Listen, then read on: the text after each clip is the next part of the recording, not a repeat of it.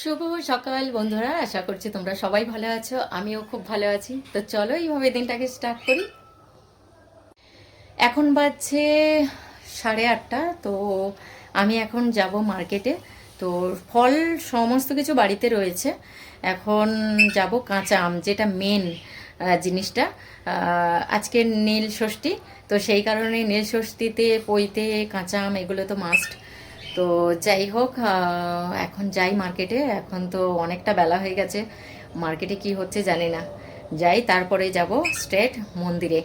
তো চলো এখন মার্কেটে যাওয়া যাক। এখন যাব ফুল আনতে।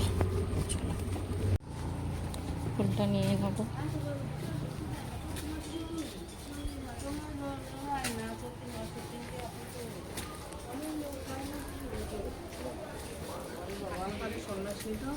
আমি দেখেছি সন্ন্যাসী। কি গো, কি কি আছে? অনেক কিছুই আছে, তুমি তো অনেক লেট। নীল ষষ্ঠীতে এটা ফেমাস একটা কাঁচা আম। তো আর বেলও নিয়ে নিলাম, এখান থেকে কিছু ফল টল নিয়ে নিলাম। আর যেগুলো দরকার ছিল সেগুলো বাজার থেকে নিয়ে নিয়েছি অলমোস্ট। এখন একটু ফল নেব। তো চলো বাড়ির দিকে। খিচুড়ি বসিয়ে দিয়েছি, আর একদিকে স্নান টান করে আমি ঠাকুর ঘরে চলে এসেছি। ঠাকুরকে এই যে কাঁচা আম, এই যে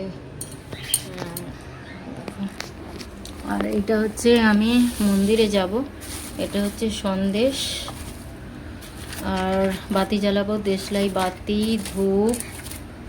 আচ্ছা, এটা হচ্ছে কি বলে এটাকে, গাঁজা, এটাকে সিদ্ধি বলে এটা।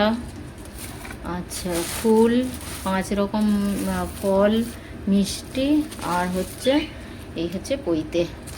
আর এটা হচ্ছে ঘি, মধু, দুধ দিয়ে একসঙ্গে করে নিয়েছি, নিয়ে যাব। তো আপাতত এইখানে ঠাকুরটায় পুজো দেওয়া হয়ে গেছে। 7টা বাজালে আমার হয়ে যাবে।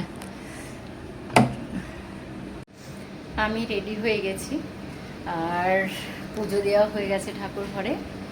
আর সমস্ত কিছু গুছিয়ে নেওয়া হয়ে গেছে।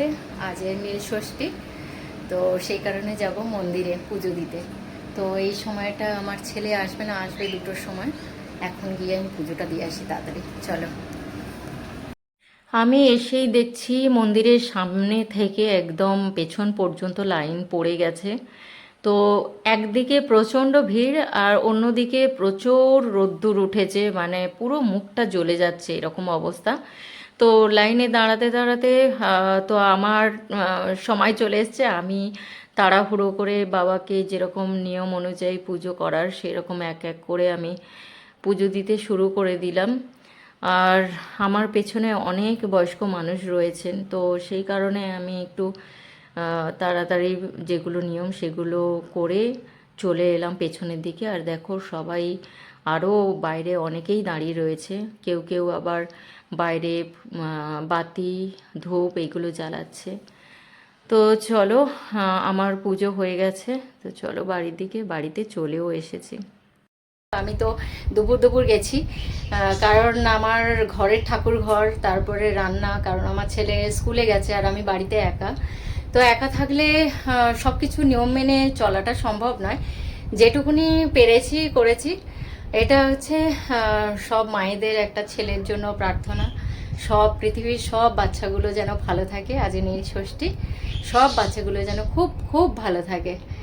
তো এখন পুজো দিয়ে এসেছি, এইবারে একটু চেঞ্জ করব। চলো। ছেলে স্কুল থেকে আসার পর ওকে স্নান টান করিয়েই খেতে দিয়ে দিয়েছিলাম। ওর জন্য তো রান্না করতেই হতো। তো আলু ভাজা, বেগুন ভাজা দিয়ে ওকে খেতে দিয়ে দিয়েছিলাম। আর তারপরে সন্ধেবেলায় আমি আবার পুজো করতে চলে এসেছিলাম। এটা যে দেখছো প্রদীপ, ঘিয়ের প্রদীপ জ্বালিয়েছি আমার ছেলের জন্য।